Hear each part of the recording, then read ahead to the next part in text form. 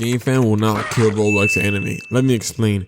This is simply a revamp of the current landscape. The main issue is that this will change how Roblox devs go forward in developing said projects. With the recent GameFam x Crunchyroll My Hero game collab, even though the game was a complete pile of shit, there is of course uncertainty of the future of Roblox anime games. Now, with one of the Caribos saying that they have inside knowledge and as a creator of Shinobi Life 1 and 2, I believe they are a reliable source.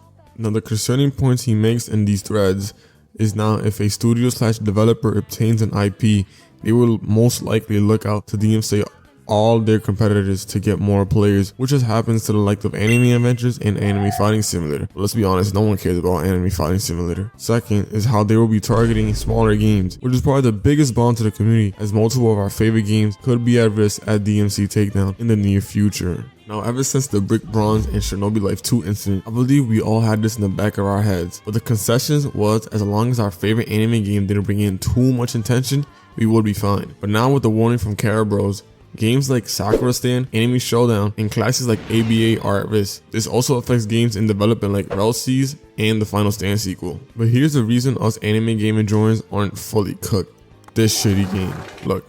It is easy to tell from a glance that this game is not a banger. On a serious note, this is an obvious cash grab attempt by Crunchyroll. They saw how popular games like The Strongest Battlegrounds and especially Blox Fruit were, and they wanted to cash in on that format by giving a studio My Hero Academia IP rights. Now where they fucked up is giving one of the most controversial studios of all time the keys to the ship, GameFam. Now at first, I thought GameFam did such a horrible job that they actually lost money from this project. After doing a little digging, I found out I was completely wrong. After calculating how much they made from their paid access sales, it was time to calculate how much they made out of their visits/premium payouts. And man, that was a bitch to figure out. After talking to a dev from Snow Shoveling Simulator, who actually has experience in this field, and looking at our Reddit post on how premium payouts work, I would have to put around a rough estimate that this game made around 2,000 USD. Knowing GameFam and how they don't pay their devs, this is somewhat good news. They actually profited somehow, but it definitely wasn't a success. Bad news is that their game is shit,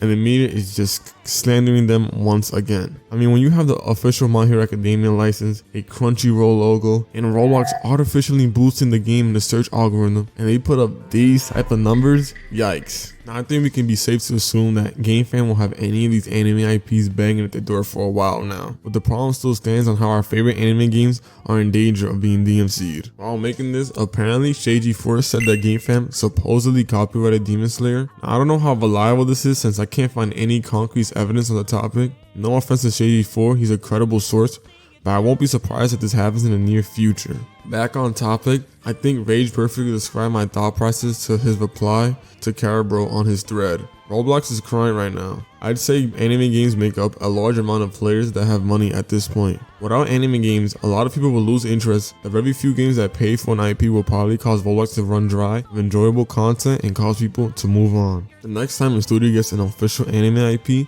they can't afford to mess up as bad as GameFam, or simply Roblox will lose a large amount of their player base. The other thing is that devs are just gonna have to be creative in making their games abide by the copyright laws, like Shindo Life and Blox Fruit did. I mean, how long do you think the Roblox anime community will keep going undetected for? Especially with Roblox booming in popularity and anime games keep growing and growing in popularity as well. It was only inevitable that these anime IP holders will either one, want developers to stop profiting off their assets, or two, cash in on the hype like Crunchyroll was trying to do but ultimately failed. All in all, I believe all we can really do is just wait and see what the future has in store for us. Hopefully we get more anime-esque games like Arcane Odyssey and Deep Broken, or maybe dev teams like Caribros or Snake World gets an official anime IP. We'll just have to wait and see what the future has in store for us. Hey, thanks for watching this far. Just keep in mind, all these videos is merely speculation and putting my opinion out there. If you think I missed something, agree or disagree with a point I made in the video, make sure to leave it down in the comments. And if you enjoyed the video, please feel free to leave a like and sub. It means the world to me. But with that out of the way, peace out, y'all.